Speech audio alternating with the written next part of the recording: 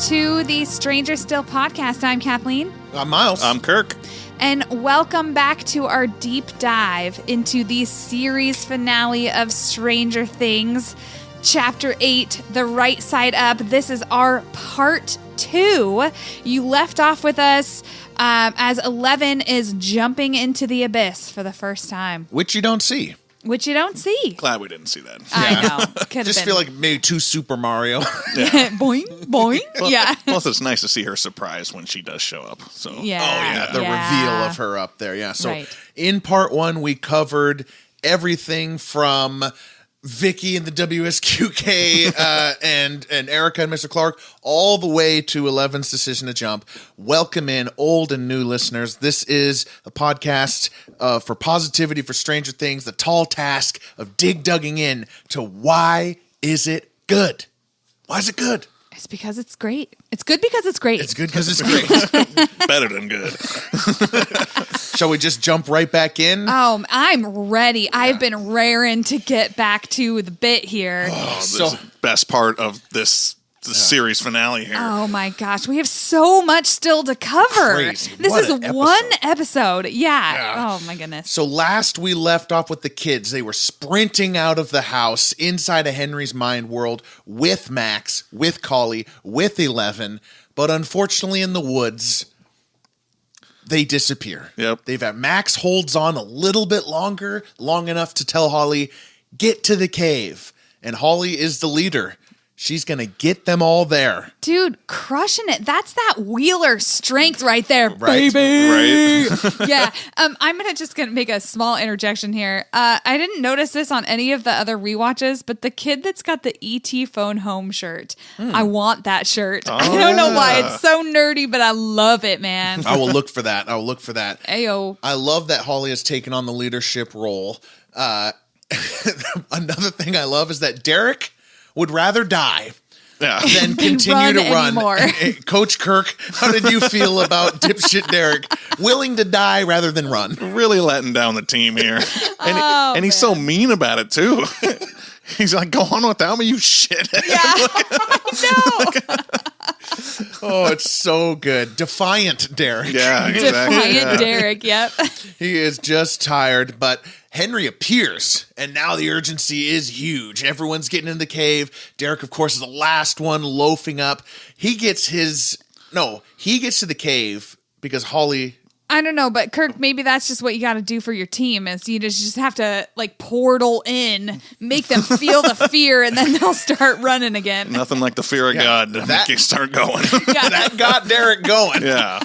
He gets Holly's leg. Holly's leg, and Derek grabs Holly and saves her after she saved him. Yep. And the last use of "suck my fat one" it's like the chef's kiss on that moment. Love it. Speaking of defiant Derek, right to Vecna. Yeah. Yep. Suck my fat one right to the bad guy of all bad guys. Just do you think he was taken aback by that? I think Henry was like, dude. He's like, damn. Goddamn kids, I picked the wrong kids. Why'd I pick this one? So they feel safe in the cave. You know, Holly is telling all the kids, like, okay, it's okay, you won't come here. But we do go see Henry. He's standing at the precipice, and he is going to try to go in. When she says, we're safe now, I'm thinking, you ain't safe now. Yeah, you ain't safe. And we get that reveal that we all loved in the instant reaction, which is that he hasn't just been like not wanting to face his trauma. There's an active supernatural threat here. Right. Or I shouldn't say threat, but supernatural element that the Mind Flayer is not wanting him to go see this memory. Yeah. And he's just the anguish, like you called out with Akers, like, you know, resistance of the gun. Yeah, the resistance, like the acting that he does to like just show how like just tumultuous this is inside of his body. He's so torn. You could it's written all over his face. Like, does such a good job with this moment. Dude, his eyes. Uh-huh. Yeah. Yeah. I wrote down rage, determination mixed with utter terror. Like, and you really see that. I mean, Jamie Bauer Campbell, God, he nails this so good. Mm-hmm. He is Vecna. He is Henry. Yeah. And he's those two pieces of him, though, are unraveling from each other, almost line to line as we go through this whole scene here. Like, his little boy and his evil, like, later persona are, like, just ping-ponging around on his face and in his eyes. Right. Yeah. I love it. The way he just steps right up to the shadow. Like, that's just as far as he can go. Yeah. And then you hear that mind flayer, just resist it, from afar. Yeah. I thought that was the scientist saying resist it. Oh, I don't know. Oh, yes. That was his memory of it? Yeah. Okay. Yeah. Maybe, yeah. He's starting to finally go in there. Holly, like, peeks around the corner, and he's, like, just struggling, and she's like, guys, we gotta go. Guys. And out of the cave, down towards the mine shaft. So they're all running down the hill. She's getting everybody, go, go, go, go, go. They get down the mine shaft, and she's like, whatever you see here, it's not real. Basically exactly what Max told. Right. Yeah. It was a mix of Max and Mike when they were in episode 4. So eyes on me, we're going here, like, right. Yeah, classic Wheeler. Yeah. Yes. Just seeing Holly take action in this way was so cool. And she gets them all. I love dipshit Derek did not listen to the don't watch the man. He said, holy shit balls. Derek, I said walk right by. Yeah, which should have been everybody's reaction to seeing that guy. She could have said, there's a guy who looks to be pointing a gun. It's just a memory. Just keep going. There wasn't time. Just go. No time for that. Okay. Well, she's like 11, yeah. so yeah. So they're getting the rocks in there. They're going to try to go into the red soup mine world. And Holly sees that Henry's still coming down the hill. He's struggling, but he's coming. She grabs that fire poker that she left there previously, bringing to question how exactly these mine things work. It's like the replay. Is it always replaying? Why is the fire poker still there? Yeah, does it that's regenerate? A good point there. Don't think about it. Let that one go. Let that one go. She goes there and she faces down Henry Vecna with the fire poker. You know why she does that? Why? Because she's a Wheeler. God damn it. She's got that Nancy in her. Oh, hell yeah. Oh, and Nancy and Mike. I mean, it all, and you know what's crazy? It all came from Karen, except for just Karen didn't have the...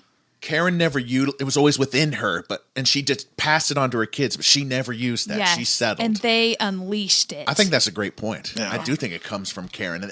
And that will age well, I think, as we rewatch the series and see Karen and the things that she goes through kind of on the outside of the story. Right. I'm really excited to rewatch all of season 5 as one big piece, just for Holly's arc. Yeah. Because I feel like the release dates, that like the volume 1, volume 2, the finale, that really messed with me on Holly's character specifically, from calling for them for breakfast to her, speech to Max. Speech to Max that no, I'm no good, and all the stuff with the Demogorgon taking her. It's all too split up and fractured. But to become Holly the heroic, I mean, to pick up that poker and give a swing, she even goes for a second. Yeah. Obviously, Henry's going to win that battle. Yeah. But I mean, she is like 10 or 11. Yeah. And he's going to kill her.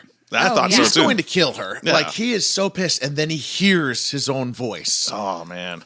And the memory that he has not been supposed to see. Yeah. Dude. And he sees the little boy, and Will has also warged in at this point. Yeah. And now we get this sort of 3-piece... Oh, I love little this shot. Henry. So cool. The shooting of the gun, and it hits him, it hits Vecna, and it hits Will. Like, I was like, wow, what a shot. Amazing. Yeah. So cool. Yeah. There's just so much here. We just talked about all the acting and all the eyes and the tumult of Henry here. But there's also this is such a quick way to tell the story of what happened. It's so convenient, just like the Nina Project in season 4. Just show us. Show us. But they found a story device with which they're actually going through memories. This is part of the plot. Right. We're not flashbacking, to things, arbitrarily. I just love this. Will is watching this memory. Henry is also watching this memory too. He hadn't apparently not fully remembered opening the briefcase and everything like that. I feel like this is one of those suppressed memories, PTSD or whatever the heck you want to call it. But yeah, clearly he was afraid of this moment. Yes. And it's written all over his face. And I thought the little kid does a great job in this. Dude. He's got the bluest eyes, and when that blood splatters up on his face, I was going to say that cinematically, that is like visually so cool to see. Yeah. Cool, is that the right word? I don't know. Cool. Incredible to see. Rule of cool. Fascinating. Fascinating, yeah. So he opens the briefcase, gets the rock. The rock goes into his bullet wound and heals it there. And they all feel that in their hands, and the scientist says it will consume you.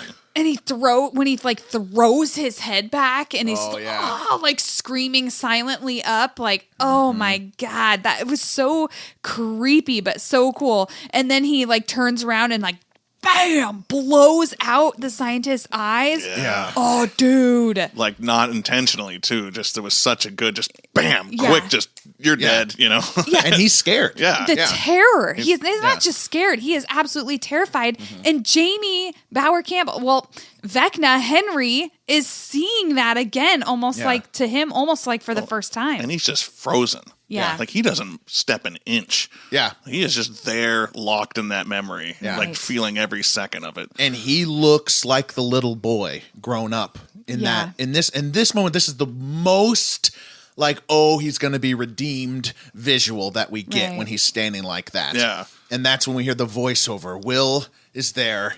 Henry's like, God, get out of my head, man. Speakerphone. And even the way he first says it, though, like, it's like this hurt, lost child. Get out. Like, I'm so scared. Like, get out. Leave me alone. Yeah. And Will is saying, it was never you. Help us fight him. It's so... I mean, you had mentioned Will's making good points. Yeah. And I honestly thought the show was going to go here.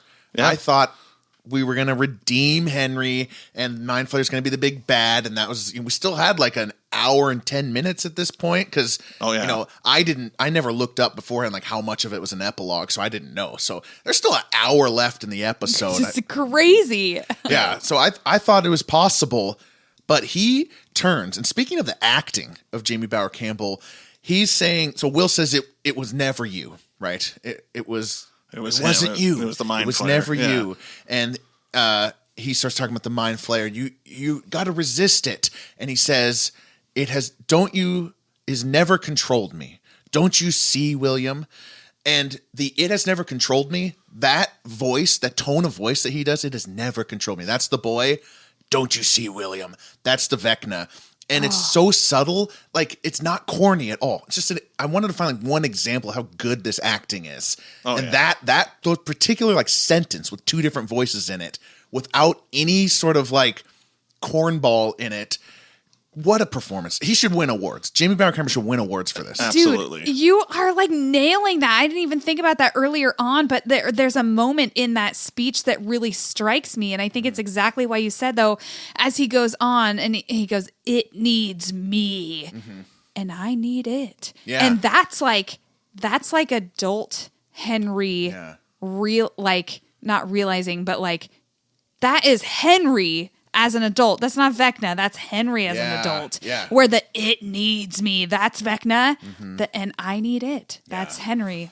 Like we are symbiotic. Yeah. Dude, this guy's messed up. Dude, it's great. That whole transition there is fantastic because he's still like got tears in his eyes from the memory. Right. And just the justification of like, it's not controlling me. I chose this. Yeah. And I just love that because it's clearly consumed him to this point. He's beyond getting back to where he could be, even though he sees this moment. There's no coming back from who he is. Right. Yeah. And I'm really struck by this because you think of like one of the most famous villains that is redeemed is Darth Vader. And in the end, he redeems himself. And you think like that could happen here, but he's not Darth Vader. Well, Darth Vader actually goes away and Anakin Skywalker returns. That's the return of the Jedi, but I know what you're talking about. No, okay. But he says, we are one. And we talked a lot about this in the instant reaction, but first of all, just the fact that the Mind Flayer is ultimately, I guess, half of the big bad guy. Kathleen, half happy with your prediction about the Mind Flayer, the ancient evil, the existential threat being real? No, he is the whole villain. The Mind Flayer? That he creates Vecna, I think. I disagree. I think if this little boy was not consumed by the Mind Flayer, I don't think this little boy would have grown up to be a serial killer. Okay. Yeah. I think that the Mind Flayer has corrupted him, and he has embraced that corruption. It has consumed But him. if he had not touched the rock, I think it's possible that he could have not been a psychopath. Yeah, because I kind of think it's all Mind Flayer, but Vecna is, as Dustin put it, the 5-star general. Yes. And he has kind of been right about that at this point. Yeah. Even the way Vecna is in the Abyss, the fact that he's hooked up to the Mind Flayer, like all those vines going into his back, he's right above the heart and whatnot. Like in Henry's head, we are one. Right. But in the Mind Flayer's head, if it has a head, it is controlling, it is consuming, it is making him, it has helped him believe that this world is broken, that humans are broken. Yes. Like, I don't think Henry becomes that without that it being sucked into his hand, whatever that rock is. Right. Yeah. So I mean, I do think it's mostly Mind Flayer, but Vecna's done a lot of the heavy lifting. Yeah. I think there's still does the Mind Flayer really even know what's going on in the human world prior to becoming part of Henry? I mean, I guess we're really getting out over our skis here, but I think that rock going into most people's hands does not result in all of this carnage. Like, I think there's something in him that is evil, and that these two pieces of evil have connected. It's sort of like a Belichick and Brady situation. It created a dynasty because of them both. Yeah. Oh, Both are evil. I agreed up to the it's like something in his head. I don't think that it's some inherent evil, but I think it's the same thing that allows like Vecna to think that he can control these kids. That's like there are just some minds that can be taken over and can be controlled, and Vecna ended up being one of them. So were you ultimately satisfied? Because that was really my question, Kathleen, because people can go back and listen to our instant reaction to the piggyback, where we were, Dustin's 5-star general line was annoying us because it turned out it wasn't true. It was all Vecna. That's what we thought at the end of the piggyback here. So, I mean, that's at least improved with this. Maybe it's not as good of a line, but it was half you, half the Mind Flayer. Yeah. I mean, after my initial letdown, like once we learned about Vecna and we thought like he was the villain, after my initial letdown, I was like, no, I think that it is the Mind Flayer. And I really stuck to that. Yeah. And I even said, Dustin says that Vecna is the 5-star general, and I think that that's going to happen. And I was hopeful that would happen. And then I got it. Yeah. That is actually what happened. Something I noticed on rewatch, I think Dustin never changes his mind either. Dustin never comes around to it was you, it was always you, like 11 says at the end of season 4. He mentions the Mind Flayer as a separate entity, and so does Steve multiple times across season 5. So Dustin's still on his own 5-star general side this whole time. Dustin. Little thread. I love that. Thank goodness he wasn't redeemed. We talked a lot about that, but just that we all were huge fans of that. And I also mentioned in the instant rewatch, just not to belabor the point, but don't take for granted how amazing of a villain we got here at the series finale. Yes. This is better than anything we could have ever hoped for. Yes. When you're listening to Hopper's letter at the end of season 3, we don't even know who Vecna is yet. Right. Yeah. They created this thing through season 4 and season 5. This is wildly beyond what we could have ever expected, the richness of this villain, and just amazing, and that perfectly cast. Everything. I 100% agree with that. So beautifully done. He's not a vessel. He's Daddy's best vessel ever. Okay. I had that in my notes. Don't have to put it that way. Yeah. I'm not a vessel, William. I'm the best vessel there's ever been. Yeah. I love a good villain, and this one's up there for me. Yeah. This one of the best villains we've created on TV. I mean, like I want to say will go down in history, and I really hope that it does. Oh yeah. As Will has heard all of this explanation from Henry, he's got the audio book in his in his headphones. He's got the earbuds in. The rest of the group doesn't, so they're just watching the Mind Flayer come to life in the abyss without the narrative, without the voiceover. Oh yeah, it needs me and I need it. They're just watching this thing sprout up and its legs come out. I love that all the legs are like different sizes and just like longer and shorter. It's like, oh God. I was so not expecting that, but I definitely did. Like, I thought the spiders that Henry had as a child that he was like obsessed with. That's what I thought of. Yeah. Oh, for sure. And it looks very much like the picture that Will drew that many years ago. Yeah. Like it's kind of true to shape there, almost more so than in the previous seasons. Yeah. I think from season 1 to 4, the Mind Flayer has been like a spider-shaped smoke thing. Yeah. And I think from season 4 to season 5, in that 18 months, they started building this pain tree with this new plan, so that's how I feel. Like there wasn't this big creature running around the whole time, because we do see the smoke version of the Mind Flayer. We see it close to 11 when she's closing the gate in season 2. Yeah. Yes. And we see it standing over the snowball. So this physical form of it was sort of, they've been working on this for 18 months. It's been their new project. Demogorgons have been hammering away. Yeah. Because, like as we said last episode, maybe their bodies are part of that. Oh, yeah. And they all run in the abyss. Smart move. Yeah. Right. Lucas saves Dustin at one point, but I'm glad they don't escape. Right. I'm glad they don't outrun it. That wouldn't make any sense. No, there's no way. I mean, this thing is enormous. It's this. Like, it's got to be like the size of like a 5-block area. Yeah, it's massive. Huge. Yeah. Big enough for them to like be fighting inside of its heart. Yeah. Right. And then it kind of traps them in, and then that rock comes in. Initial watch, I was like, what just happened? Second watch, I was like, oh, damn, that was cool. 11 Third watch. No. 11 hucks the rock. It hits. Good aim. Great because, by the way, all your beloved friends and family were pretty close. Oh, yeah. Right. Hits it. It turns to 11. We get that zoomed out shot. Oh. That large like splash page. Just little freaking cool. Tiny little 11 and this monster.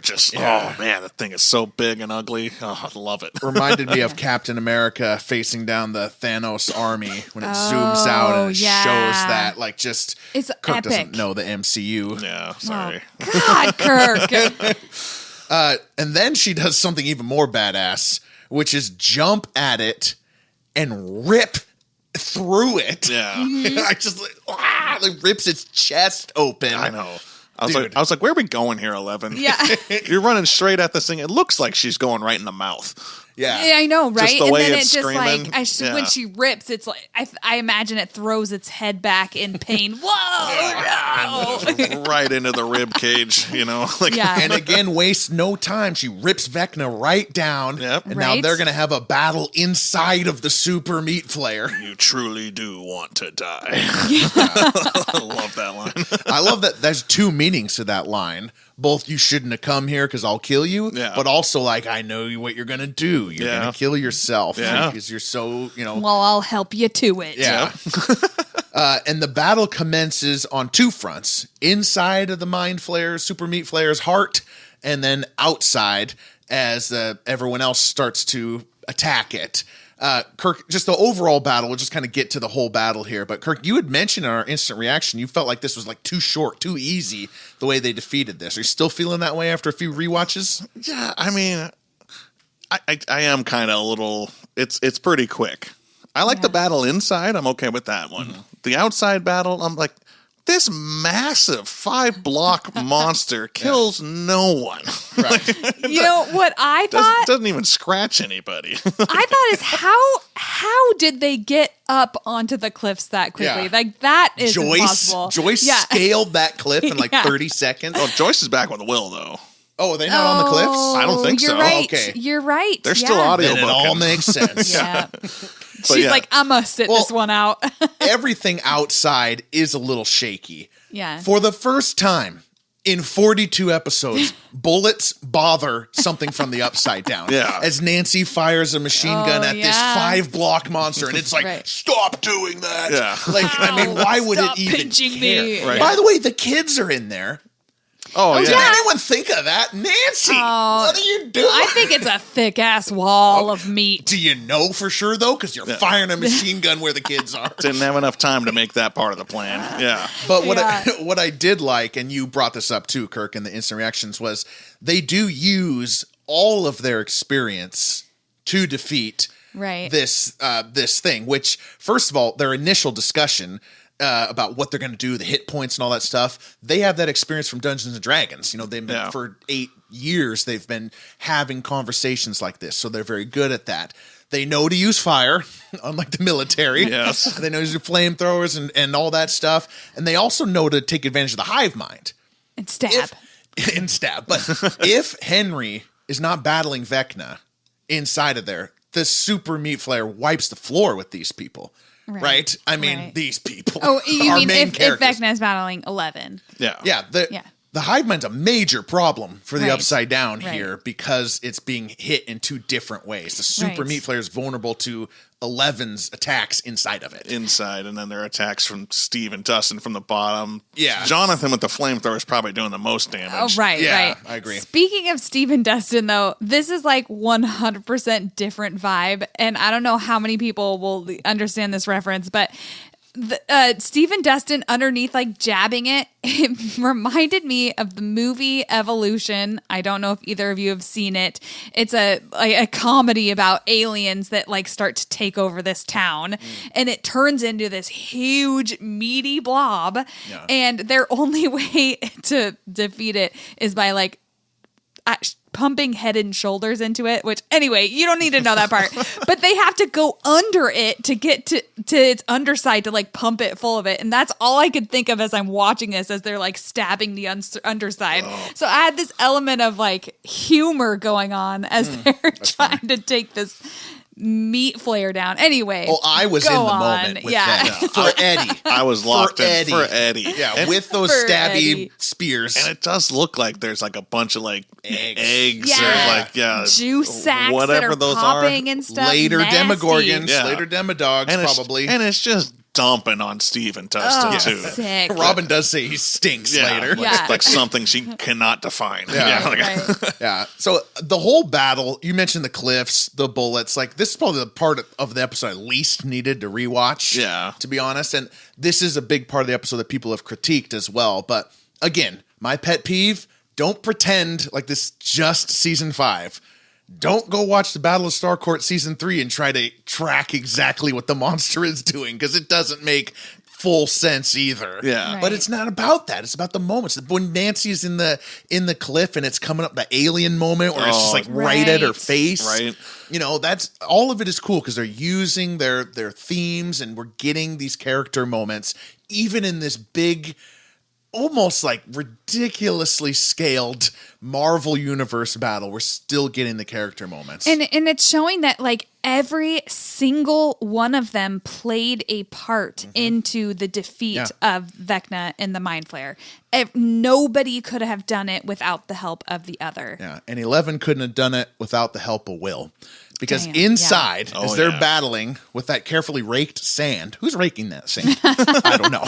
But they're having a great battle. 11 gets the upper hand, puts them like almost on the claw thing. Yep. By the way, aesthetically pleasing, but dangerous area, Vecna.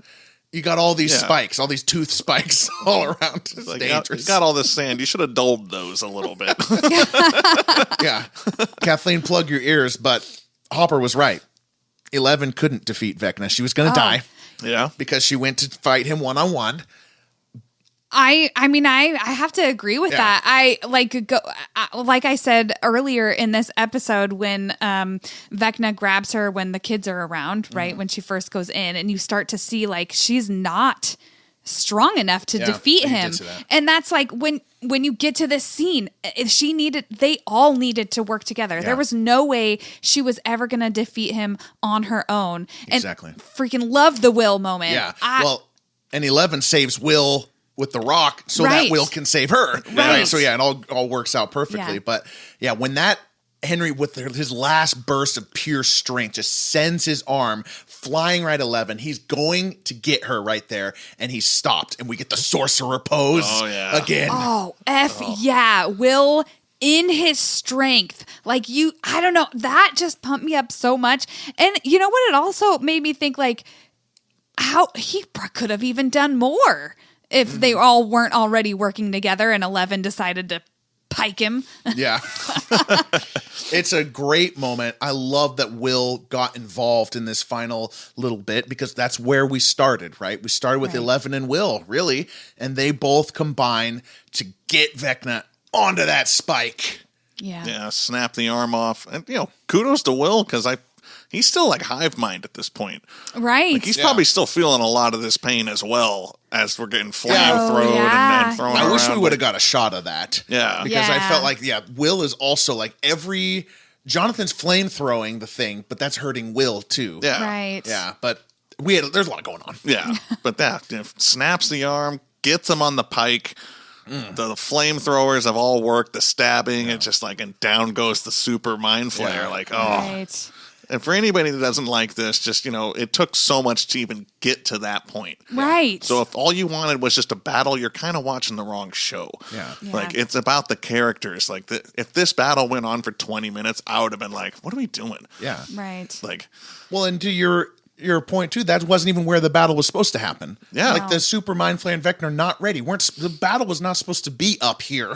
It's supposed to be down on the earth slaughtering army men, like that's as God intended. Exactly. And I think of like I hear people criticize like this episode could have been better. I try not to read any of that because I don't even want to taint my mind with that. But like it's not like you said, Kirk, it's not just there was so much that led us to this moment.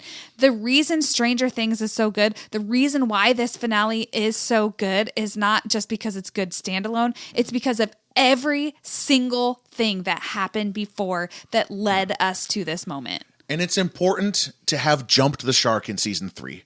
I say that because if you're looking for the small town feel of season 1 to be present in season 5, you're not going to get it. Right. Like we already went past that. We jumped to a blockbuster in season 3. Not sure how you missed it, but that's the thing that bothers me the most about, like, I'm the most online. You two are almost completely offline, which I think is why our podcast works, because you guys, have a fresh take. Yeah. But just the bad faith arguments that this is only present in season 5. Like, it's a fun adventure show, and it always has been. Right. And now you're nitpicking some of the elements that are in other seasons. But let me tell you this. If they kept the vibe of season 1, you know what would have happened? We would have had some like love interest that falls in love with Mike or falls in love with 11 and breaks them up. Yeah. Or, we would have had like, Robin, gets in a fight with Steve. Like, we would have had such boring stuff going on. Right. The scale up allowed all of our characters to keep one simple arc. Every one of our characters has one simple arc all the way to the end. Yeah. It's freaking fantastic. Yeah. And exemplified by this final moment here. Yes. And it's funny, like, that you think, like, this is the end. They've defeated Vecna, and he's still alive, and we get yet another shot. What a showman. Hey, this guy's got the flair for the dramatic. He lets them get the kids down. Yeah. Right? And then he's like, now it's my time to gurgle. He's like, okay, I think I can get my way out of this if I just shimmy a little bit. Yeah. Oh, but just struggling, coughing up blood, just awful. And then Joyce just waltzes in. Axe in hand. She's tired. Her and Will are like the last people to make it there. No. Hey, Joyce, she climbed a whole radio tower in her 50s. Give her a break. I'm giving her a break. Yeah. She comes in there, and we get a flash of Bob. When she sees him, she flashes to Bob. Yeah. Which I thought was just great. Again, keeping the every character has died. The gravity has stayed there so heavily. Right. And we audibly we audibly gasped in the theater when we saw just Bob's face. Yes. Oh my God. I'm so glad I didn't even remember that part, but yes, it hits you. Mm-hmm. It hits you. And then when she starts axing his head, every throw of the axe is another horrifying memory of what has happened from season 1 through season 5. Yeah, I've got them all here. So Holly sees Karen getting slashed by the Demogorgon. Jonathan sees Will being roasted with the smoke coming out of him. Lucas sees Max snapped in the attic. Nancy sees Barb in the pool. Yeah. Oh, yeah. Dustin sees Eddie dead after the bats. Mike sees 11 evaporating with the Demogorgon. 11 sees herself being snapped in 1979. Will sees himself inhaling the Mind Flayer. And finally, the head lops off. Joyce, 11 strokes of the axe. Pretty good, I'd say. That's got to be some hard bone in there. Oh, yeah. And the last line, too, it's the younger Will. He says, I just want this to be over. And that's the last axe strike. Oh, that's a great, that is. That's Will season 2. I just want this to be over. It's over. It's over. And just head in the sand. And again, it's just great. I loved it. Yes. Yeah. And again, no redemption from Vecna. He's still fiercely, I'm going to do it. And I loved that too. Yeah. Just loved that. I know. Great way to kill off the villain. I mean, we've started off most of this with just villain, and Vecna's going to go down in the history. Friggin' awesome. And you know, and he's hurt so many people. It's just justified. This is why I'm so glad they didn't redeem Henry. Yeah. Yeah. Because seeing all those flashbacks of how much has been done on his behalf and the Mind Flayer's behalf, it's it is so satisfying that moment to see how everybody got hurt and how justifiable this beheading is. And when it ends, you think it's just going to be this feeling of relief. It's not just relief. It's you're mourning all of the life you could have had it not been tainted by everything that you did. And then we're mourning that Stranger Things is over. I really felt that at the end. We're about to say goodbye to all of our characters. This is truly the end. And it doesn't end up being the end. Thank God. There's even more, which is amazing. We got to say goodbye to everybody. So, yeah. And I'm glad Joyce got the moment.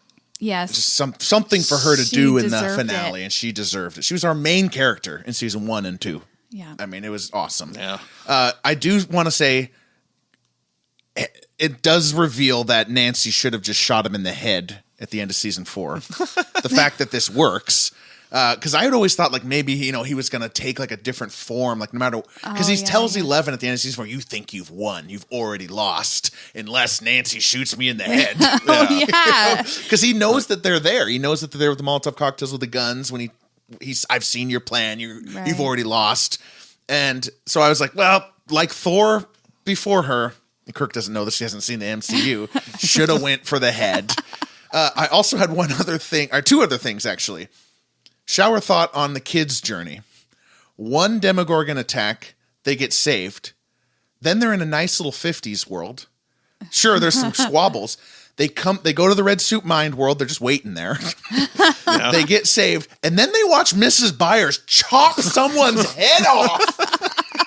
Oh my God. They're like, ah! These kids are scarred for life. But more from that. Right?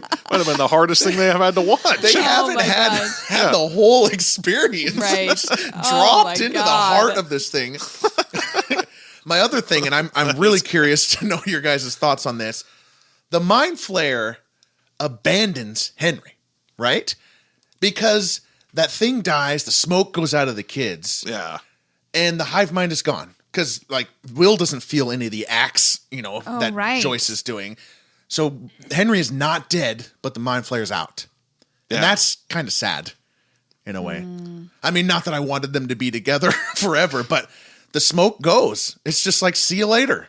And that's just to say, like, just to show you that he was using Henry the whole time. Yeah. That's a good. Well, yeah. To your point, I'm assuming Mind Flayer's still out there, but he's like, you know what? Let's go do something else. He's out there, but there's no connection, right? That's what we're about to go into because they got the bomb planned, which is also like why they have to do the bomb. They have to separate the worlds. So they come down.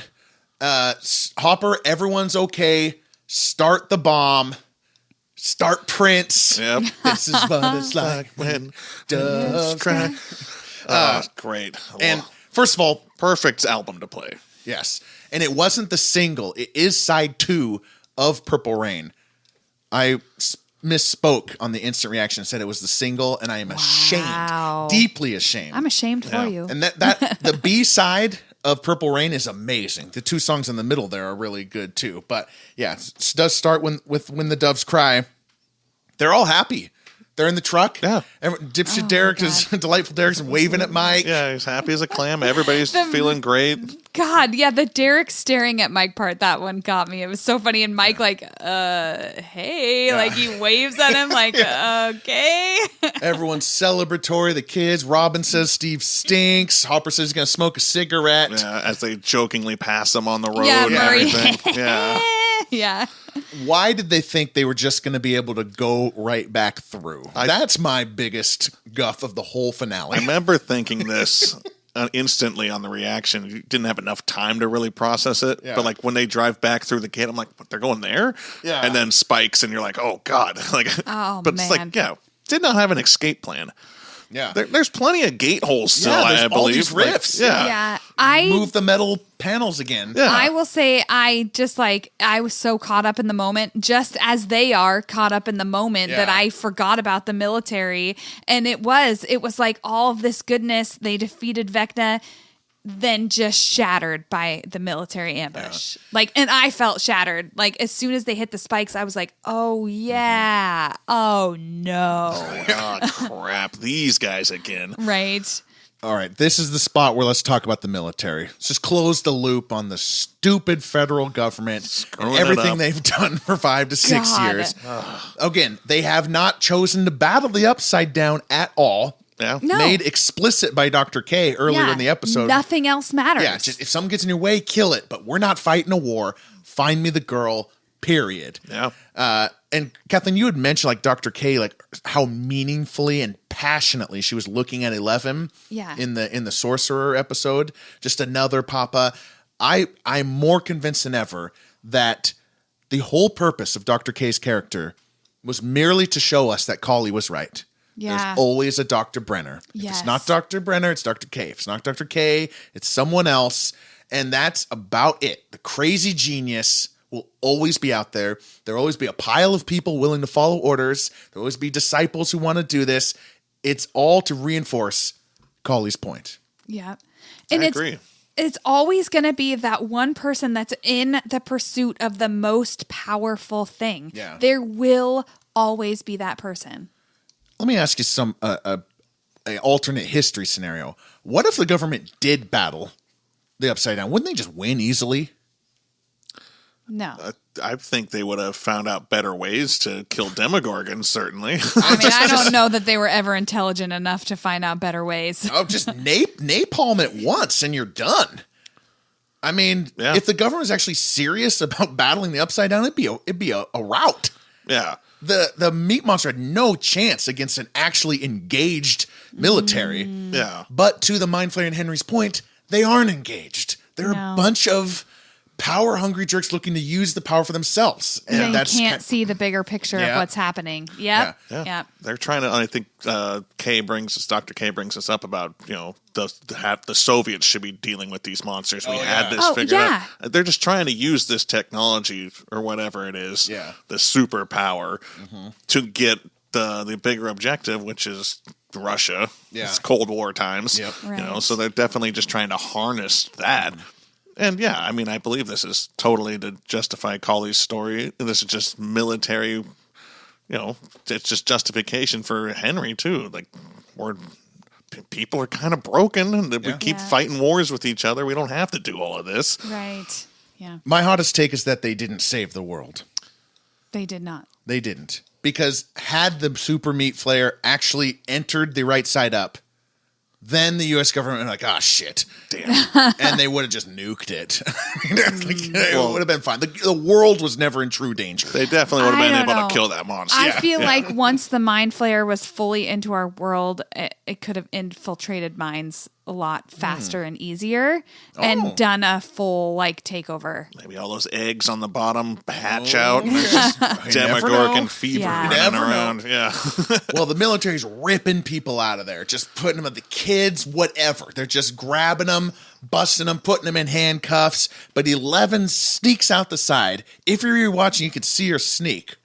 Right? Don't you see her go? Oh, I don't see that. Okay, I was looking for. I thought I saw it, but I was trying to watch for it. She's right behind Mike. Yeah, they kind of cut away quick, but nobody really grabs her. Okay, I noticed that. It's purposely cut around too. Like I noticed they don't give us the sound with the hedgehog kryptonite stuff either. Yeah, which gives us plausible deniability. Are they on or not? Like. They have taken very careful care to make sure it's 50-50 on believe or not believe. Right. Like both ways. Which I love that. Me too. She goes over to the very other side of the library gate. So she's standing in the upside down while Prince is still playing. The bomb is still going or is still going to go off. They all notice it. And every character gets a realization moment. Everyone. Robin, Max, Vicky gets a freaking moment. I don't know if but like everybody, Hopper, like it is brutal as we, the audience, also slowly realize this is what she's doing. Yes. And Mike falls into the void and we hear the speech where, I mean, this is brutal. Kathleen, you mentioned you watched this 4 times. You cried 4 times. Yes. 4 for 4. I'm literally crying right now. I'm starting to tear up right now. This is just the most emotional thing. And I've talked about it before. Like the season finale is so great because of every single thing that has happened leading up to this. When he falls into the void and they're together and she's saying goodbye to him while Purple Rain is playing, could not have been a more epic song for that. And so true. And I wanted to bring up exactly where Purple Rain comes in because they're coming together. We're still in the Dixon Science soundtrack. She says, none of this will ever end. Not if I'm here. I need you to thank everyone for me, for being so kind to me, teaching me what it means to be a friend. I need to help you understand. You help them understand my choice. And Mike says, I don't understand. Prince is not playing yet at any of this point. Yeah. When it starts playing, oh my God, is when she says, from the day we met, B flat. And just right into the flashbacks. We get the first episode, the freaking first episode, the moment we met, and with Prince's words, never meant to cause you any sorrow. Oh, never meant to. You're just like, you're brought back to that. How could they have brought us back to that magical moment so perfectly with Prince? Who should have been in the show the whole time. He's the king of the 80s. Get your bag, Prince. If people are going to remember the 80s, they should remember Prince. Absolutely. People are going to remember the 80s by Stranger Things, so Prince should be there. It's the absolute perfect thing. I couldn't even believe when that chord strung out. One of the best moments of my life, probably. Yeah. It's heartbreaking. We fell in love with all of these characters. We fell in love right along with Mike, with 11. And we're saying goodbye to her in this moment. It's not just, oh gosh, I'm just blubbering here. It's not just Mike. Mike is losing the love of his life, but we're losing that too. Yeah. We have fallen in love with this show, and now we have to say goodbye to it, and we have to say goodbye to 11, knowing that she's gone. So, Kirk, you just started watching an episode in September. Stranger Things. Did it hit you as hard as it hit us? I mean, it definitely hit me hard. I'm actually kind of glad I started watching it so late. Yeah. So you didn't have to wait for everything. I didn't have to wait so long for it. So it's like just this moment is so epic. Yeah. Because, I mean, you know this is it for 11. And just to see everybody's faces after the mic talk when just everybody's just knows.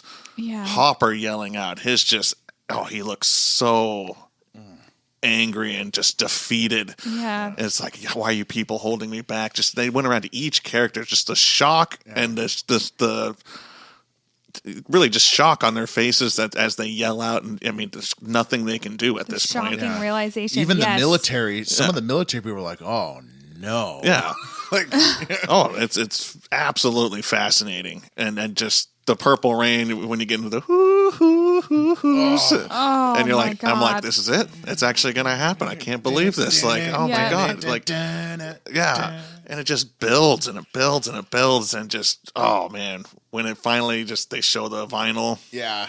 It goes off and boom. God. I love the way 11 stands there. Yeah. At the edge of that. Just kind of, her hands are like kind of down at her sides, but she kind of like lifts them up, knowing this is kind of it. Like taking, I give myself for all of the people that I love. Just the same sacrifice she made at the end of season 1. Yeah, yep. And just taking each breath in. Yeah. She closes her eyes and just like accepts it. It is. She breathes out, and then it's silence. Yeah. You guys ready to be crushed? Oh God, I'm already crying. Okay. Mike built that bomb.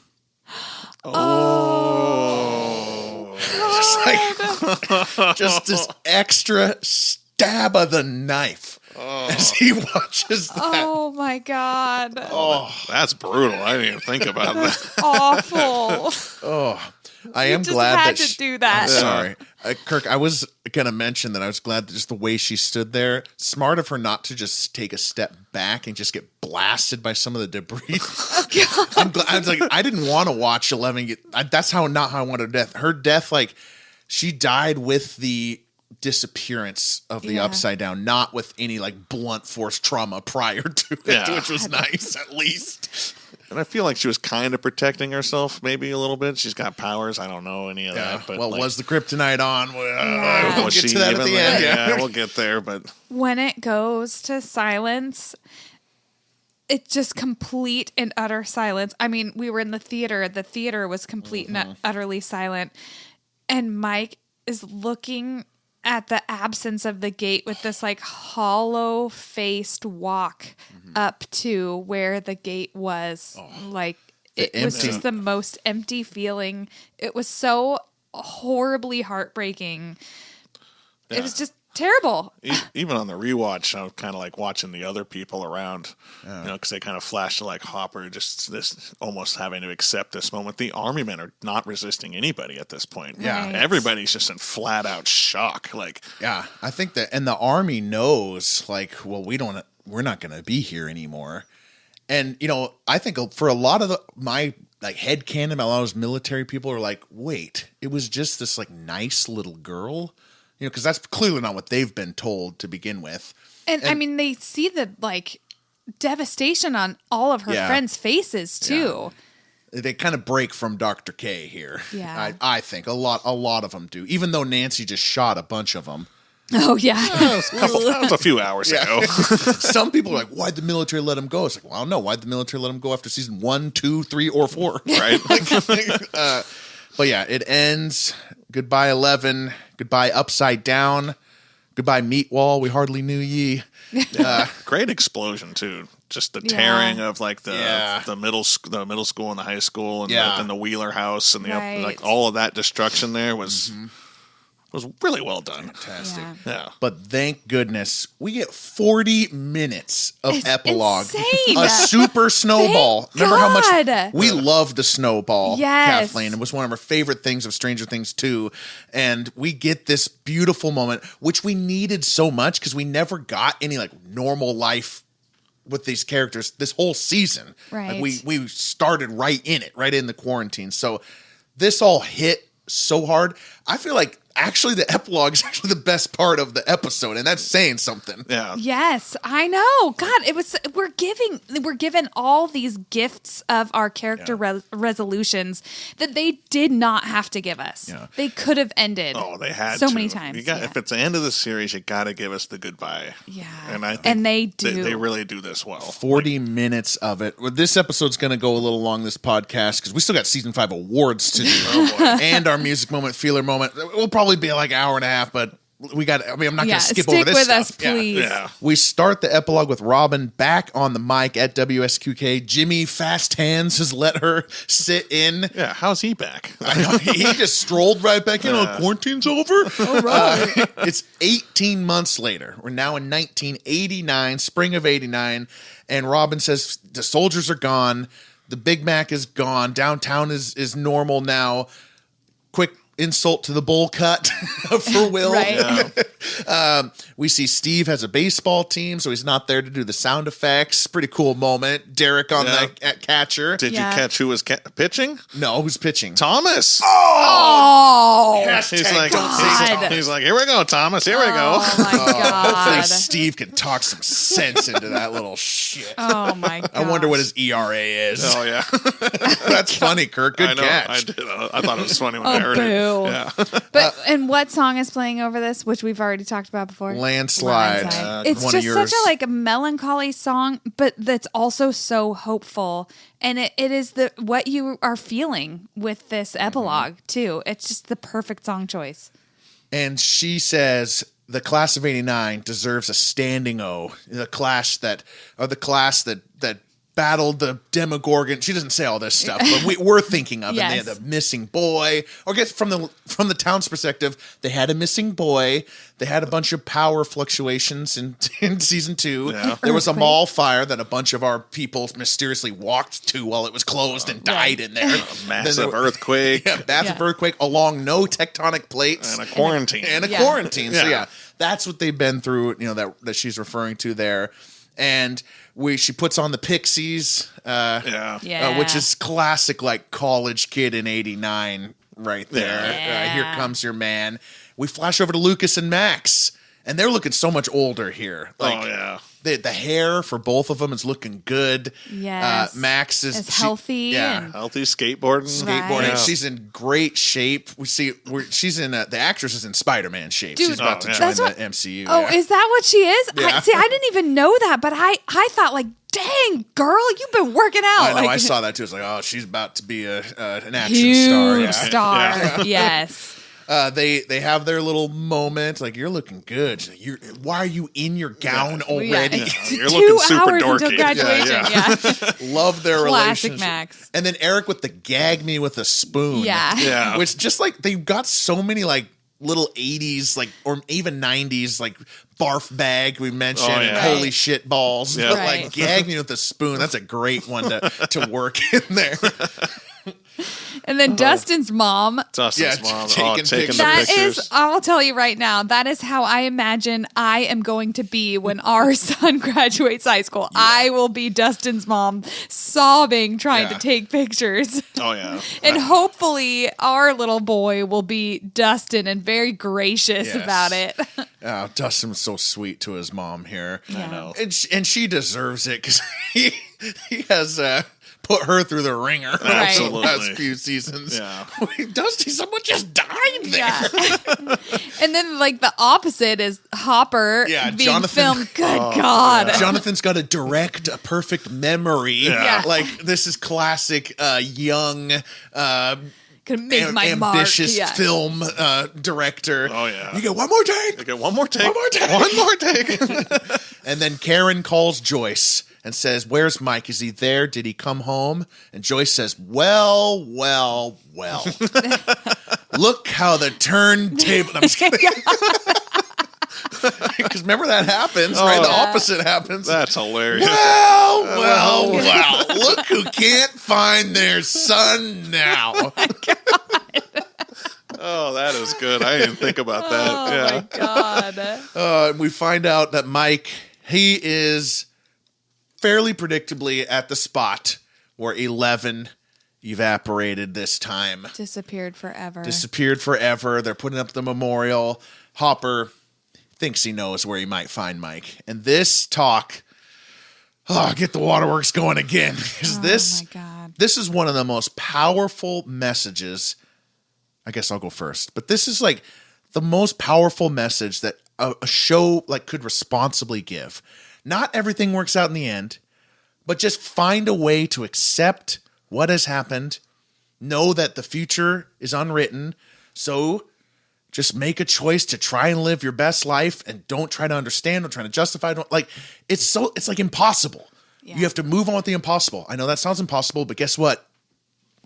That's your only choice. Yeah. Yeah. It's like, what a great message from him, and one that he probably needed to hear a long time ago and didn't. Right. Yeah. He definitely learned the hard way.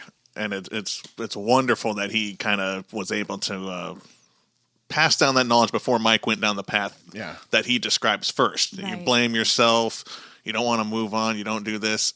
And I just love the way he puts it. He's like, you don't have to like it. You don't have to do this. But you just have to understand it. You don't have to understand it, but you just have to accept it and move on because, this is... Because why? Because this is what 11 wanted for you. Because this is what 11 sacrificed for you. And it's a great example for any young person out there that's had to deal with any grief that doesn't understand what's going on. That is the absolute perfect message. In fact, old person who had to deal with grief. Yeah. Any person that has to deal with grief faces this, faces that hopeless feeling.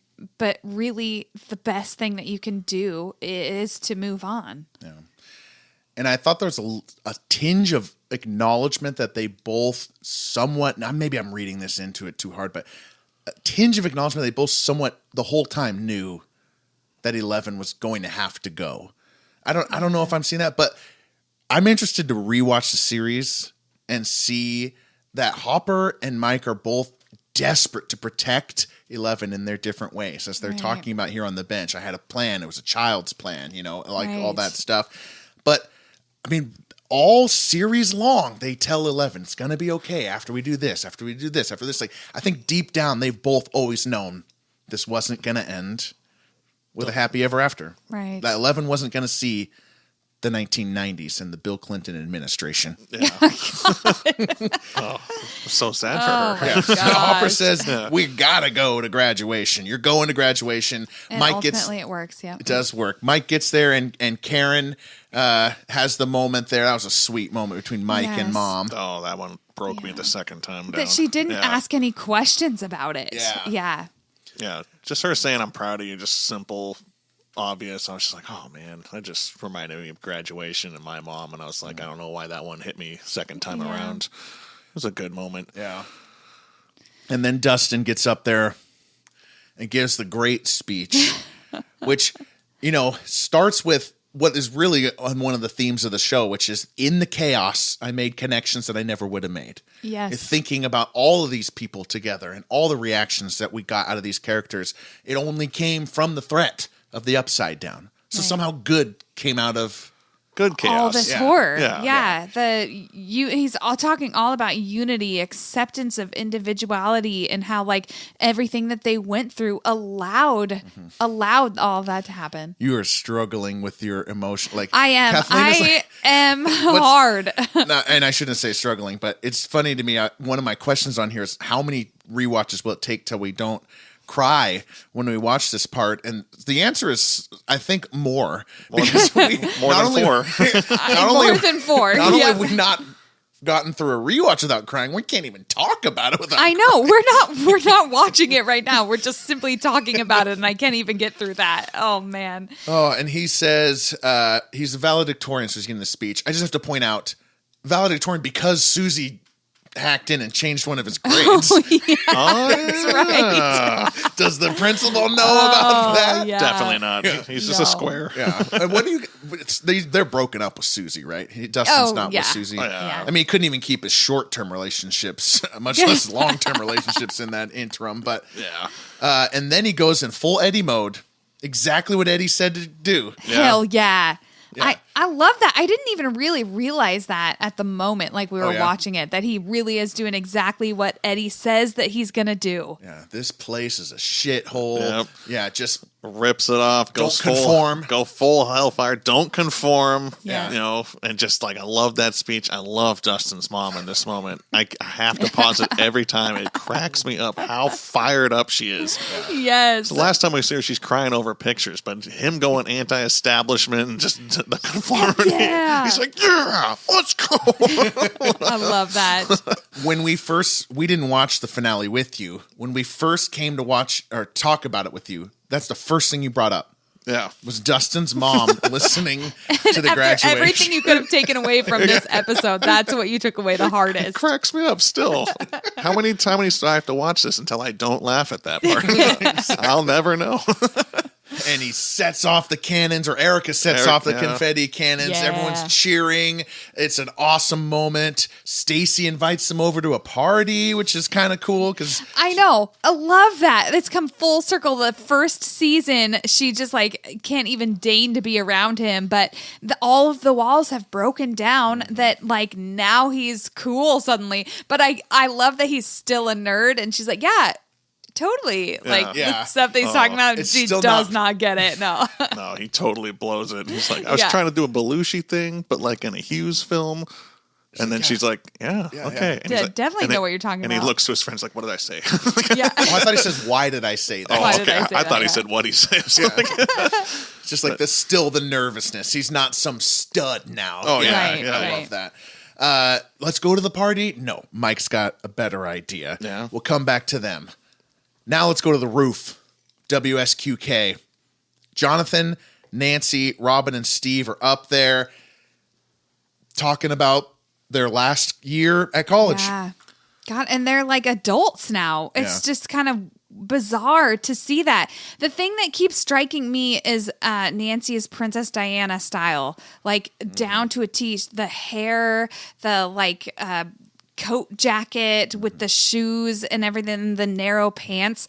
I really just like, not only does she look like Princess Diana, but she's kind of like her. She's going against what is expected of her as a woman in like middle class, that you're supposed to get married and have children and raise a family. Yeah. But which, I mean, Princess Di does that, but she like, you know, she spreads from the like royal family, like she ends up getting a divorce. Nancy is going against conformity, and she's doing her own thing, and she's figuring out her own life. Right, Princess Diana connection. I was thinking she looked more like Katie Couric, but well, maybe. It's. I mean, that's the '90s. Yeah, the shoulder it pads, is the the 90s hair. look. I mean, she could look like two people. She could look like two people. And Princess Diana was She a could look fashion like the two icon people. as well. Yeah. So I just like the way she kind of, surprises them that she dropped out of college, that she's got a trainee position. That's called the callback to season 3, where Jonathan was like, yeah, you're rich and you got this house, and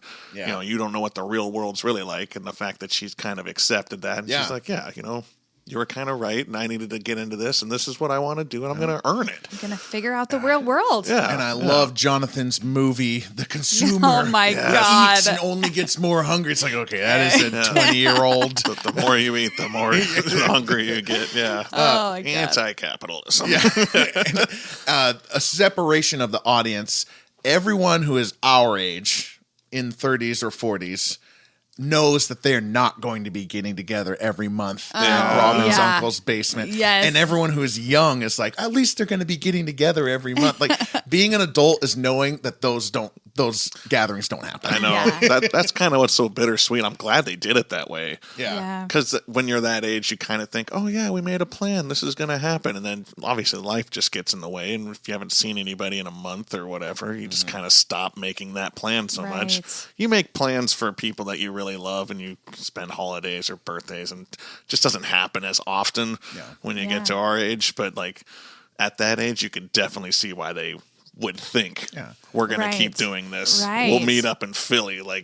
But they're all going to go through the next phase of their lives where they're going to meet people just as important to them as the ones they have. Sure, it's not the same, but that's part of the nostalgia. Part of what hits so hard about this epilogue is that it feels real, and it isn't promising us a happily ever after pure happiness. Well, and it also feels real emotionally, because like they're crying a lot in this scene, but those are real tears. I mean, we watched the documentary. That was the last scene that they filmed together, and they hit cut and they're all crying. They're all crying at the end. So I think all of their tears in that scene are real. They're all saying goodbye to each other. Performance enhanced tears, huh? Yeah.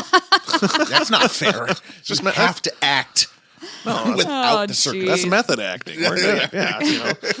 But and I love that Steve's a coach and a sex ed teacher. Yes. That's a great end my for him. gosh. That he likes being in Hawkins. He has all of his kids, They're maybe nuggets. not his, but they're all of his kids just the same. He'll find the right woman and go from there. Probably not 6 kids. Hopefully not. Yeah. And don't call him Nuggets. He's learning. He's learning. He's adapting. Yeah, he always has.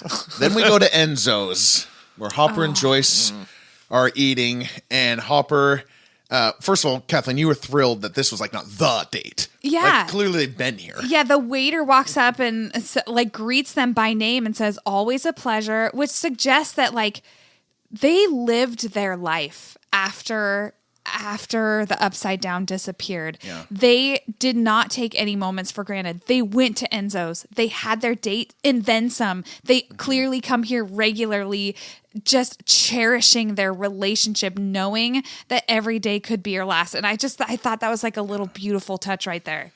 And the fact that they waited to the epilogue to do this too gives it preserves the slow burn of their love across the series. Every inch of this 7 years and 42 episodes has been used so that the tension and in season 1 that we see, it takes so long for that to wear down. And her love for Bob doesn't just get shucked out to the side. We just take our time with this. And now is finally the right time. The graduation. I got offered a job at Montauk. We could do a Jaws thing. And I love that he doesn't push it either. Yeah. If you want to stay here, we'll stay here. I will go wherever you want to go, but we could. And then he cues these world-class jazz musicians who are working a restaurant in Indiana for some reason. That's Enzo's, baby. That's Enzo's, baby. They sing "At Last," which at first I was like, "Come on, I'm rock and roll. I don't want to hear any cornball schmaltz." I thought this was a good touch. And you forget that that's their generation too. Yeah. And they are kind of cornball. They are kind of cornball. Him with the Chianti. He's just the romantic thing, but even though he doesn't understand it. Yeah. And then she says yes. Yeah. I love the way he asked it too. Yeah. Just gets on the knee when you stay with this grumpy old man. Yes. Yeah. She's like, grumpy? No. Oh, thank you. I didn't know you were grumpy. It's such a mature way to go about it. And it's kind of like it was already kind of accepted by them both. Yeah. Yeah. But it's, it was still just the act of Hopper doing it just really gets to Joyce. And I thought At Last was a perfect song choice for them. I agree. For their season arc. Yeah. You can think that they could have been together all the way since high school. So, could have. Yeah. Could have. So they've known each other this long, and finally we've got to this moment after all these years and all this stuff that we've been through. Yeah. And then here we are. They have 20-year gaps where they weren't, in each other's lives. Back to the teens on the rooftop. That type of stuff's going to happen for them too. Yeah. Right. Huge chunks of life are going to happen.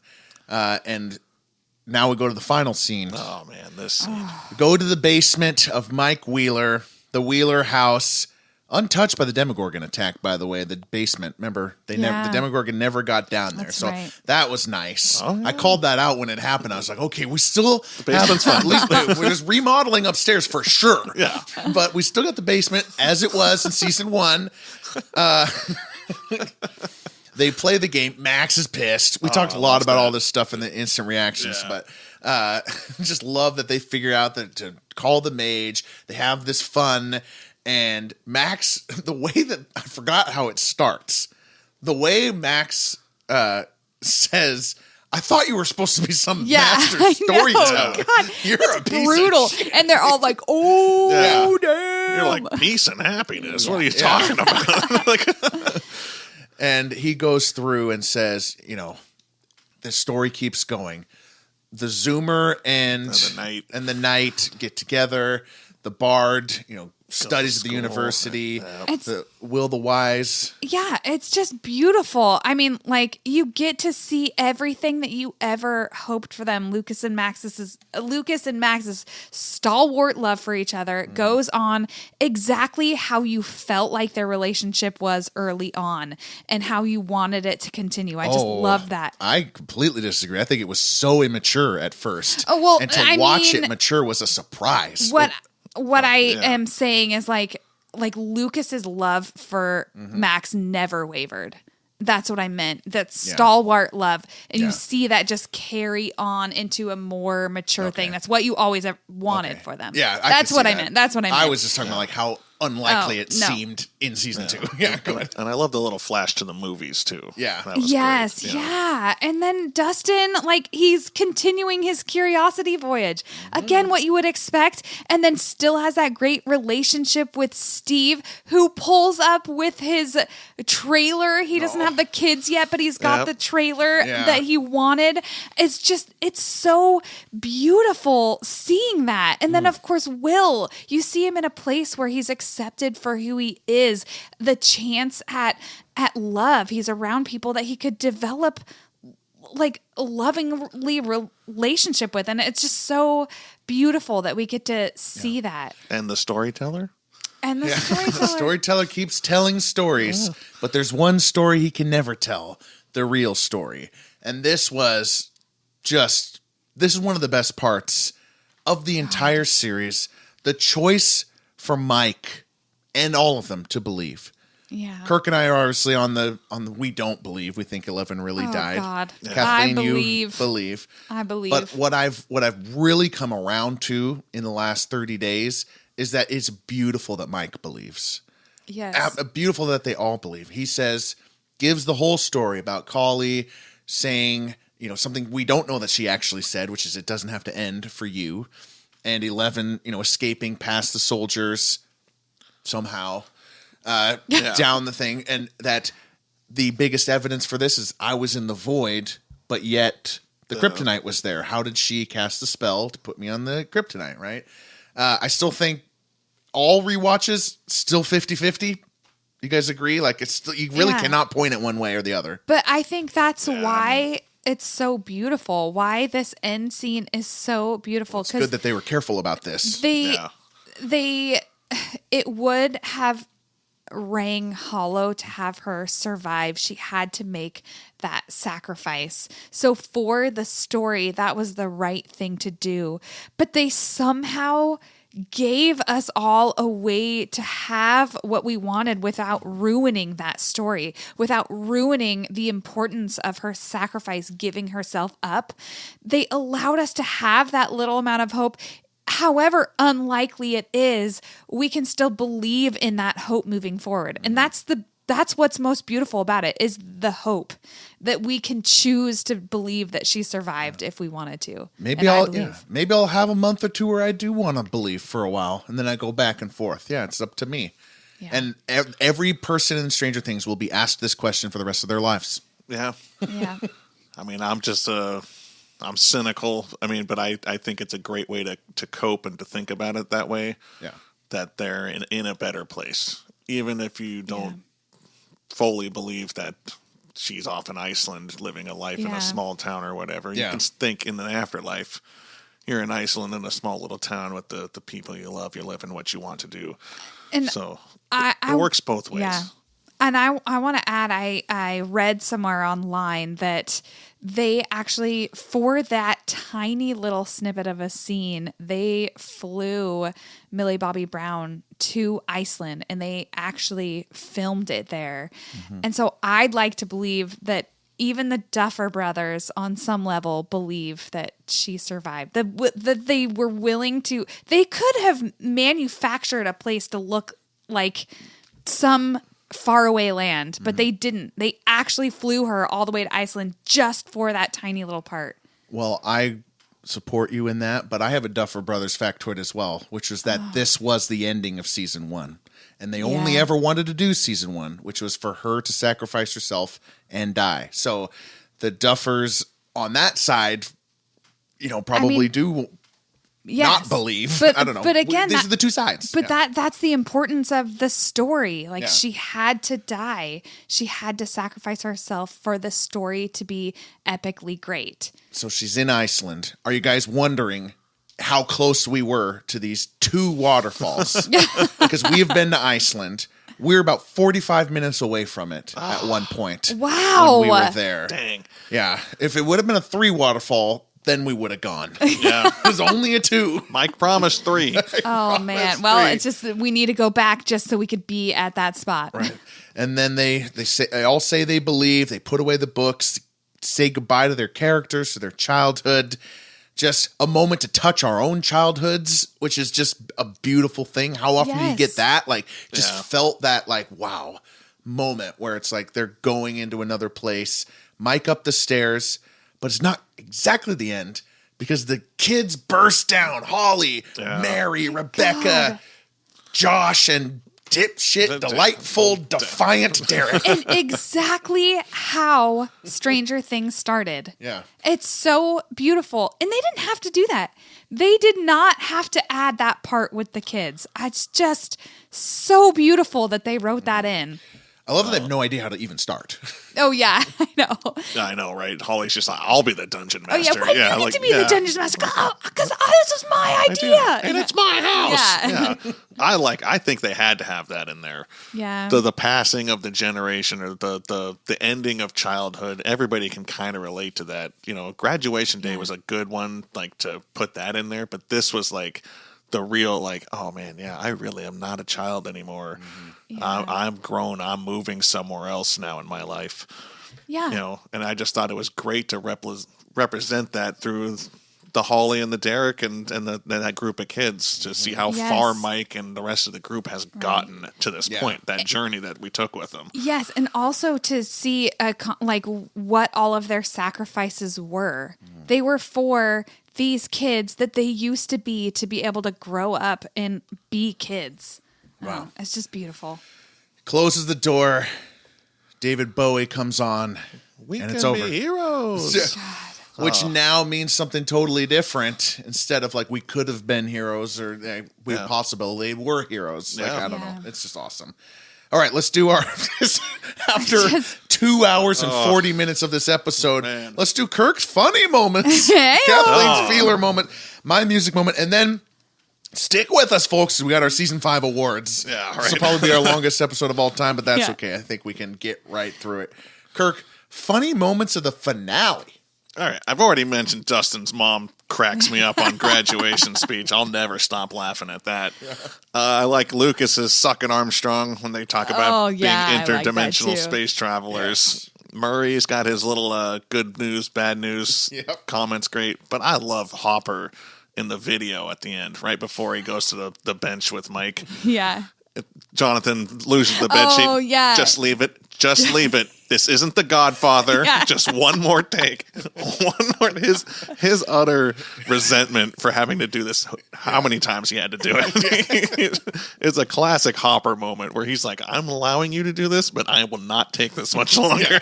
Right. God. It's not The Godfather. It's so Hopper, too. Oh, it's great. Kathleen's feeler moment. Oh, man. It's the bench scene. It's the bench scene with Hopper and Mike. I mean, obviously we have so many emotional moments, but that one really got me. Mike is facing like a very natural feeling of betrayal, like against 11 for the idea of moving on with his life. He feels like it would be a betrayal to her.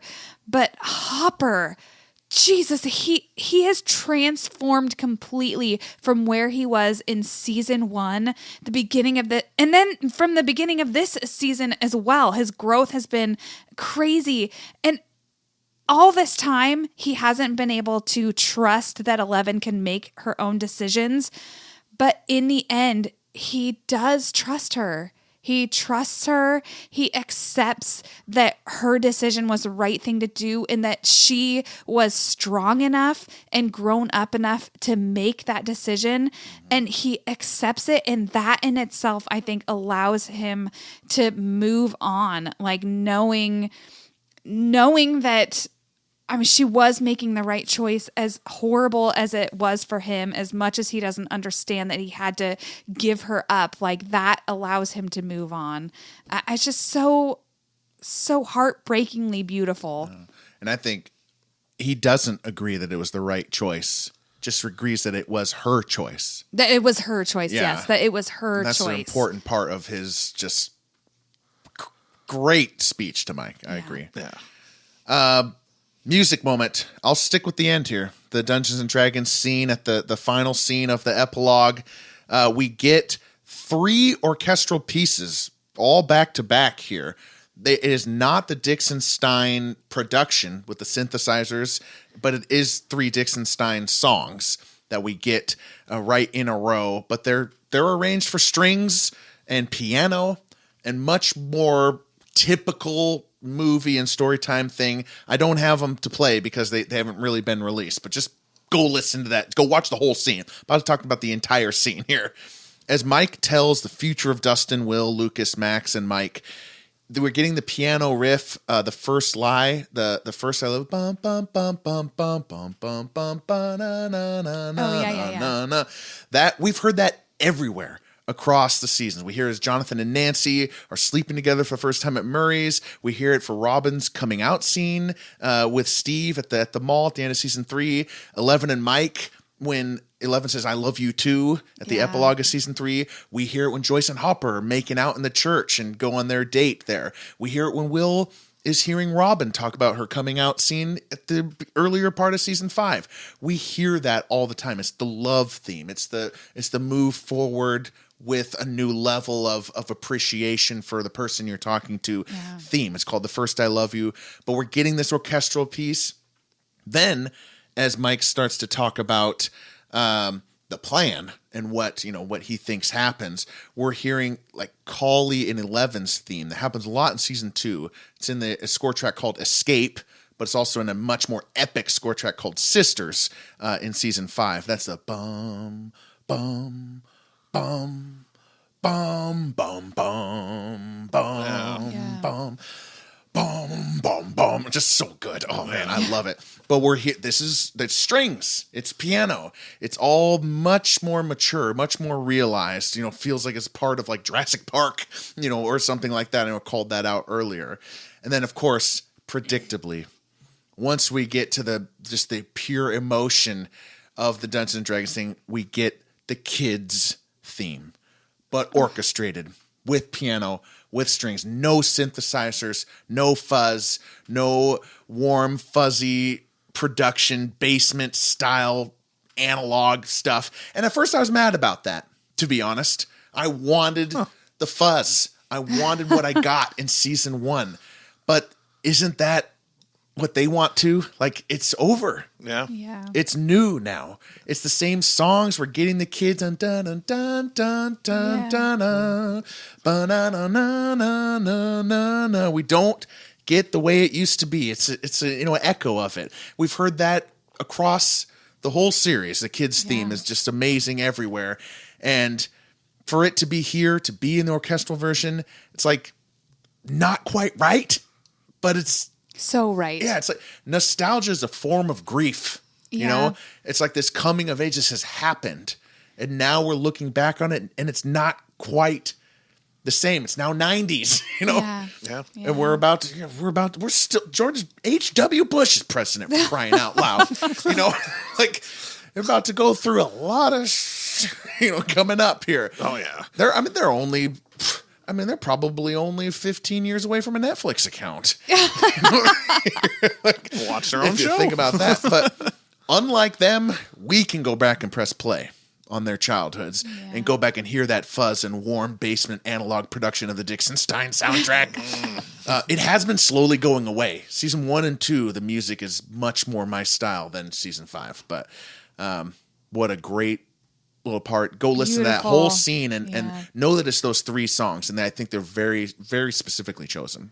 Nice. Beautiful. All right, let's get to our season 5 awards. Scariest moment, most iconic, best image, best feeler moment, best line, best music moment, best line. You're right. Funniest moment, best actor, and the MVP of defeating Vecna the Mind Flayer. Those are the categories. Let's start with scariest moment. Kirk, let's start with you.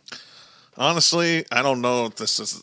Nothing scares me so much in the show, but this part kind of gave me the chills. It's the end of episode 5. Vecna's got Max, and Will goes into Vecna. Run! Oh, yeah. But it's the way that Vecna says, get out. Ooh. When Will's in the head of Vecna, and he's just had enough of this. Just that first one where he just, get out. The quiet way he says that. And then he just says it again. It's for some reason that just creeps me out. He says it with just such conviction and like authority. And just the whole scene itself is great. I mean, but that part especially really just gives me the goosebumps. Yeah, God. Mine was episode 2, when it appears Karen has just been killed by the Demogorgon. I just that was scary for me because I'm like, they just killed Karen? Mm-hmm. Like, she's just off the show just like that? The second episode, we still have 6 more to go and she's gone? I mean, thankfully she lives, but that was so scary to me. Just the vicious, quick way that it happened. A slash and she's down, blood spattered. God, that got it for me. And my scariest moment is going to be Ted getting thrown right after that. First of all, because no one ever talks about Ted. Yeah. We didn't mention Ted at all in this episode. But he gets the most brutal. He goes through a wall. Yeah. And he is slashed and there is blood. No one checks on him for some time. Yeah. You're right. So I'm just going to give it that was a big moment for me. And that was the threshold that we crossed there. The reason it was kind of scary was because that had been a safe space. For the Wheeler house had been a safe space to be slashing Ted through walls was whoa. Honorable mention to Back to the Light. Back to the light. Yeah. God. Back to the light. That was so creepy. I forgot about that one. Yeah. And another moment I was almost going to say that's close to yours, Kirk, is when Will becomes Vecna. Yeah. And Max, run. Yeah. Just the tenseness there. Just the way Will looks and the way Vecna looks in that. Yeah. All right, Kathleen, let's start with you. Best, most iconic image. Ooh, that, and we've already kind of talked about that. It's that pan shot that has the Meat Flare 2.0 and 11 when she's jumping. She's this teeny tiny speck, and this is huge, 5-block meat blob. I just I could see that as a huge poster. Yeah. I will always remember that image, her flying through the air as this teeny tiny little flea against this monster. Should I order that as a 12-foot vista that we could put up over our bed? Oh, yes. yeah. I would love to go to bed every night to that. Be Yes. terrified of that. It's just a good space of wall, I thought. I gotta go with Will the Sorcerer. When that first happened, when he's got the arm outstretched and the other one outstretched, and he's just the third one with his head up. For some reason, that's just such an iconic shot for me. Yeah. Right. Just the whole just yard of just dead army men, and just there's Will just fully in control, eyes white. That moment for me just looks. It was so shocking. So shocking. His eyes, man. Yeah. And mine is the beamer floating in space as we see the wormhole. Wow. We zoom out and we see, the church That's and a the great trees shot. and the beamer with the lights still on. We see the tail lights. I just cannot wait to rewatch and know that beamer went to space. All right, best line? Best line. Best line. Oh, I didn't have that one. I didn't have that one either, Kathleen. Oh, You well, had it was in your notes, and I was? picked one. Pick, yeah. Well, okay, I'll just tell you what my give the best award. line. Sorry. My best line was, all the best ones are the really funny lines, but it's when delightful Derek, he's with all the kids with the government, they're being held in that place, and he's doing the feigning the meditation so they can sneak the kids out, and the teacher walks by and looks over what the heck are you doing? And he says, it's called visualization. Mom does it when she's out of Valium. And just the whole scene is great, but I love that part because it just kind of illustrates what his home life is like. Yeah, it does. That's what Mom does when she's out of Valium. It's just so funny to me. I think I'll just give best line to Hopper on the bench. and just like you don't have to understand it. But Yeah. God. Yeah, that's a great one. Beautiful. Well, we might as well just keep going on funniest moment then. Funniest moment, Kirk. Funniest moment for me is the Turnbow kidnapping. Nice. That whole scene there when Eric's in there, or Erica's in there. Yeah. And it's just like eating the damn pie, and just the dad, his face before he falls over. Yeah. Derek's laugh when he hits the table.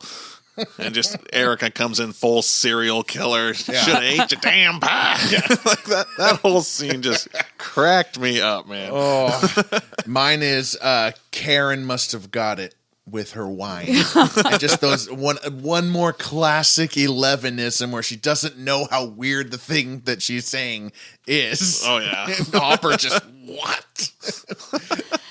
Mine is, I think, probably when when dipshit Derek tells Robin for the first time to suck a fat one, and she goes, "What? Jesus, what?" Yeah. Like that just is so hilarious to me. I always come back to that moment. All right, feeler moment. I'll go first.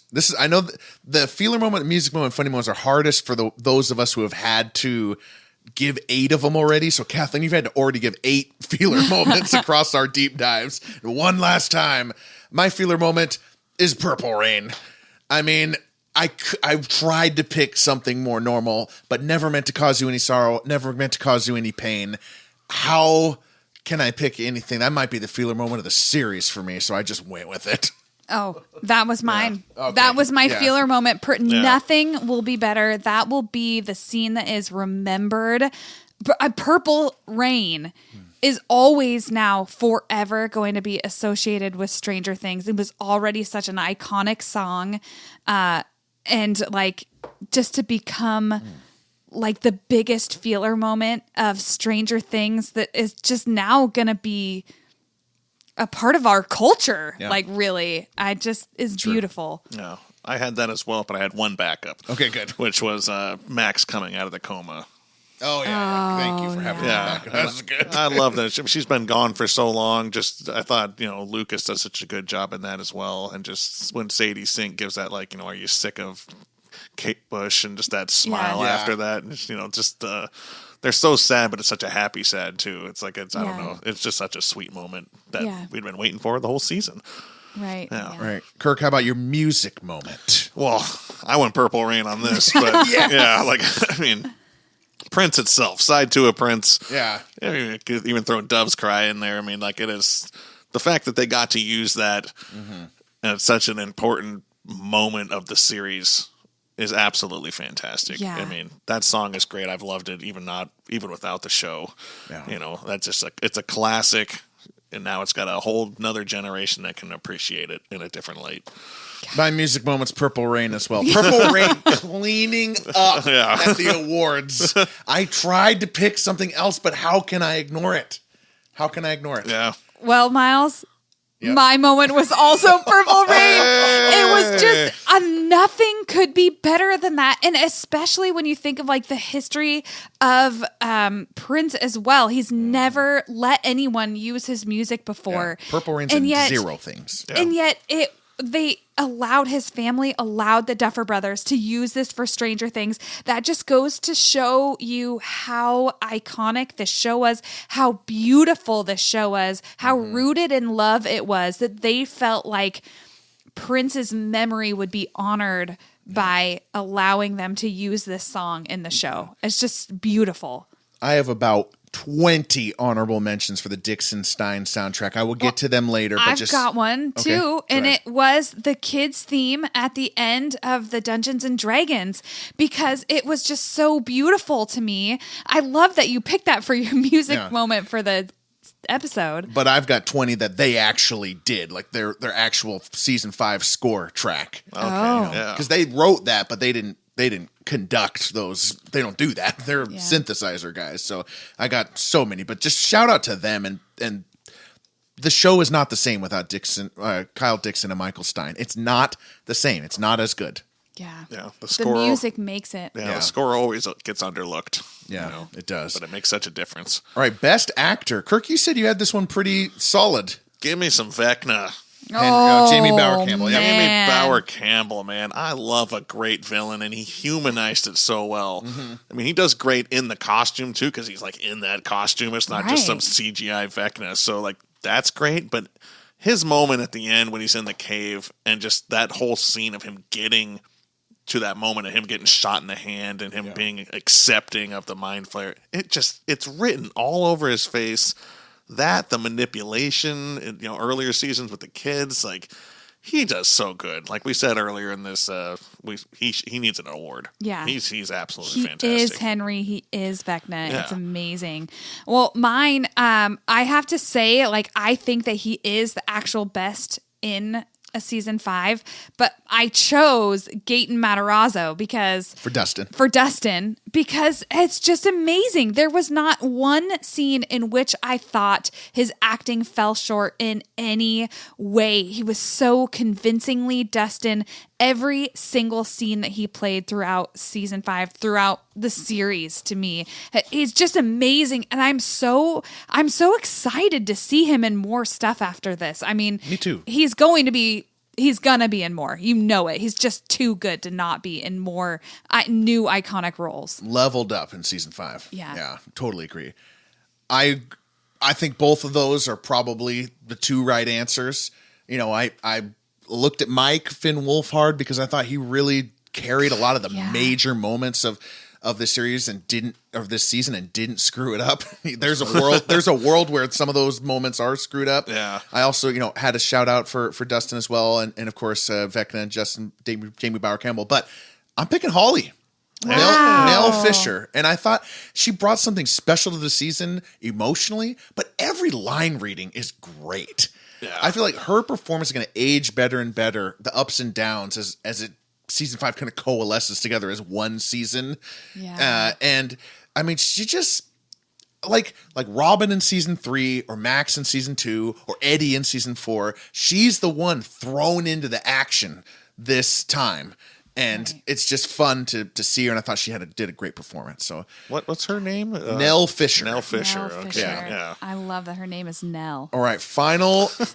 What? Okay. Final performance MVP of defeating Vecna / Mind Flayer. Oh, I'm gonna go for Will on this one. Listen, I talked about this earlier in this episode that it was really a culmination of everybody. Nobody could have defeated Vecna, but Will was maybe the one that, like, especially after he came out and, like, just came into his own power, that I thought he could have even done more than he actually did when he stops Vecna from grabbing 11, who was not powerful enough to defeat him, and he rips off his arm. He could have done more even. That's what I really felt. But of course, 11 takes over from there. But I just he is the reason that she's alive and was able to kill Vecna. It's hard to argue with Will. I mean, honestly, he kind of saves them each time. Yeah. in the end of volume 1, volume 2, and finale.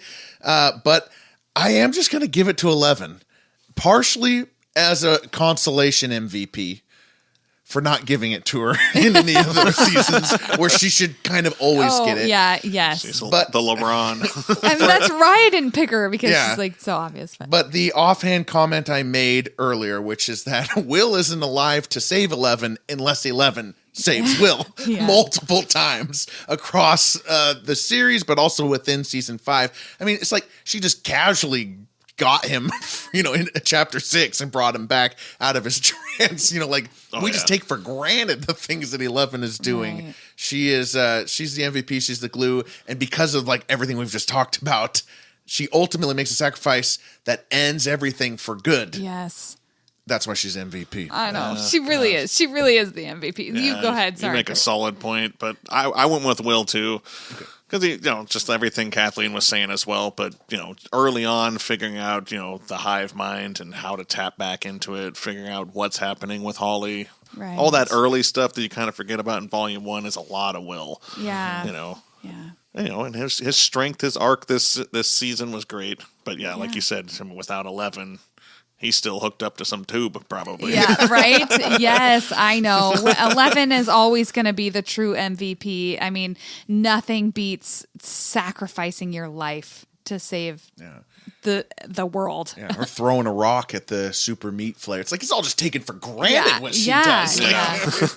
Right. All right. Okay. Well, that's it. That's it. We're done. We will be back in some capacity. I don't know what. We're an hour 40 in here. We'll just figure it out as we go. I just want to say again, thank you so much for following us on this journey through our favorite show, Stranger Things, whom we love and whom you hopefully love as well, because you've sat here and listened to our podcast and just delved into Stranger Things because of how wonderful it is. Thank you so much to all of our listeners out there. Honestly, I don't care for it. Yeah, okay. It was okay. 30 hours into this. Yeah. I'm just like, I think I've tried. No, I love it. I mean, being so new to it, I'm looking forward to rewatching the thing. Yes. Yeah. So, you need to watch. I got to rewatch season 1, 2, and 3, and 4 and get right back to it. So here we go. And we'll be rewatching our whole lives. So there's certainly things to come. But we will thank you all. And I think we're going to be on a few guests on a few other podcasts in the future. We don't know what the future holds quite yet, but I don't think we're done with Stranger Things. I'll tell you that much. Wow, that's it? No, just an hour 45. All right, we'll be logging off now. My name's Miles. I'm Kirk. I'm Kathleen. Good night.